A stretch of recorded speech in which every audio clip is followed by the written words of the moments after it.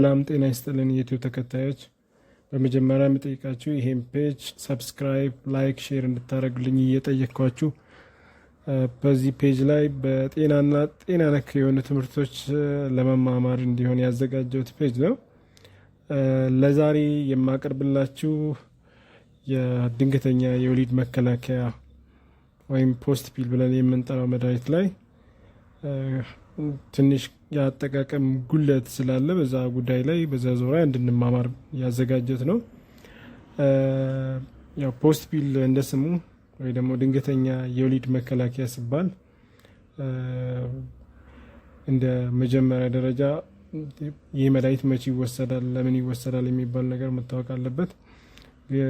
ከአጠቃቀማችን ችግር ስላለ ለምን አንድ ሰው ይሄን መድኃኒት መውሰድ ያለበት አንድ የወሊድ መከላከያ ምንም ወሊድ መከላከያ በማይጠቀምበት ሰዓት አጋጣሚ ግንኙነት ካደረጉ ሊጠቀሙት ይችላሉ። በሁለተኛ ደረጃ ደግሞ የሚጠቀሙት የወሊድ መከላከያ ፌል ሲያደርግባችሁ፣ ያ ማለት ወይ ኮንደምን እንደ ቋሚ የወሊድ መከላከያ የሚጠቀም ሰው ኮንደም ቢቀደድበት ሊጠቀም ይችላል። ወይ ደግሞ ቋሚ የወሊድ መከላከያን እየተጠቀመ ቢረሳ ሚስ ቢያደርግ ዶዙ ሚስ ቢያደርግ ግዴታ መጠቀም ሊኖርበት ይችላል። በሶስተኛ ደረጃ ደግሞ ሳይታሰብ ያ ማለት ሳይታሰብ ግንኙነት ቢደረግ ባሏ ከፊልድ መጥቶ ግንኙነት ቢያደርግ ግዴታ ቋሚ የወሊድ መከላከያ ላትጠቀም ስለምትችል ግዴታ መጠቀም ሊኖርባት ይችላል።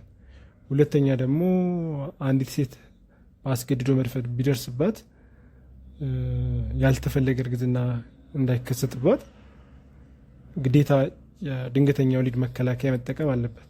ያው እንደ ስሙ ድንገተኛ ስለሆነ ግን አሁን የቋሚ እርግዝና መከላከያ ሳይጠቀሙ በሳምንት ለ3 ቀን ለ4 ቀን ወይ ደግሞ ሳምንቱን ሙሉ የሚጠቀም ከወር እስከ ወር እንደ ቋሚ እርግዝና መከላከያ መጠቀም ኤክስፒሪየንስ እየሆነ መጥቷል። እንደ ቋሚ ልምድ የማይቀየር ቋሚ የእርግዝና መከላከያ ተደርጎ እየተጠቀመ ስለሆነ ለዛ ሲባል ግዴታ ይሄን ማወቅ ይኖርባቸዋል።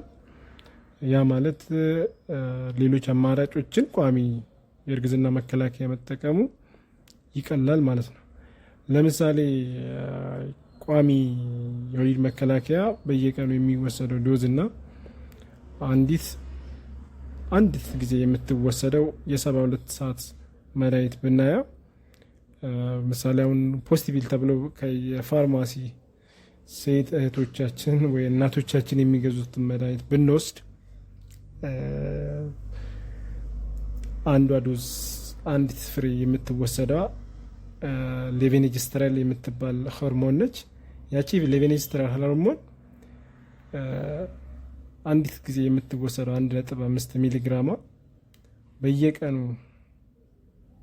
የምትወሰደው ታብሌትን 70 ፍሬ እንደመውሰድ ነው። አንድ ጊዜ እሷን መውሰድ 70 ፍሬ እዛ አካባቢ ከ50 እስከ 70 አካባቢ ነው። ዶዙን ቼክ ብናደርገው 1.5 ሚሊግራም ለ0.03 ሚሊግራም ብናካፍለው ለስንት ሊመጣ እንደሚችል ካልኩሌት ማድረግ ይቻላል።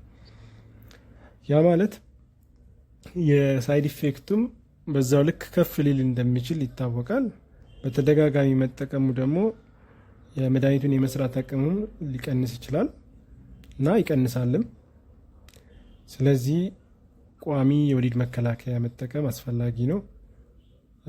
በዚህ መሀል ይህ መድኃኒት ሲወሰድ ሊከሰቱ የሚችሉት የጎንዮሽ ጉዳቶችን ብናይ በመጀመሪያ ደረጃ የሚታወቀው ኖርማል የሆነ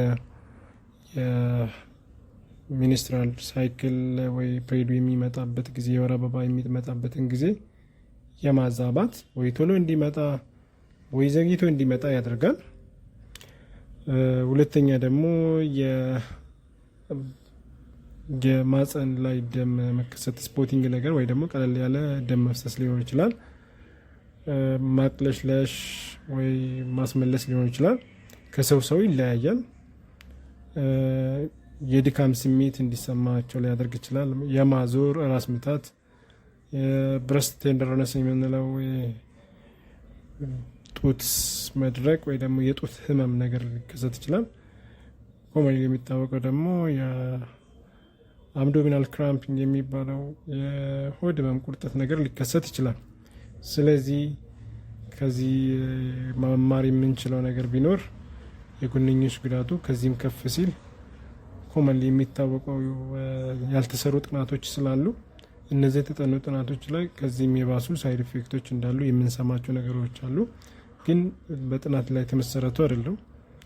ለማስፈራራትም ሊሆን ይችላል። ወደፊት ማርገዝ አይቻልም፣ ይከለክላል የሚባሉ ነገሮች አሉ። እሱ ትክክለኛ የተቀመጠ በጥናት ላይ የተቀመጠ ነገር የለም። ሞር ግን የሚታወቀው ነገር በተደጋጋሚ የሚከሰተው ፖስት ፒል ወስጄ እርግዝና ተከሰተብኝ ምናምን የሚባል ነገር ቋሚ ይታወቃል። ብዙ ጊዜም ወደ አላስፈለገ ወደ አፖርሽንም ሊያስኬድ ስለሚችል ጥንቃቄ ማድረግ አስፈላጊ ነው። ቋሚ አድርጋችሁ ስትጠቀሙ ላይሰራ ይችላል።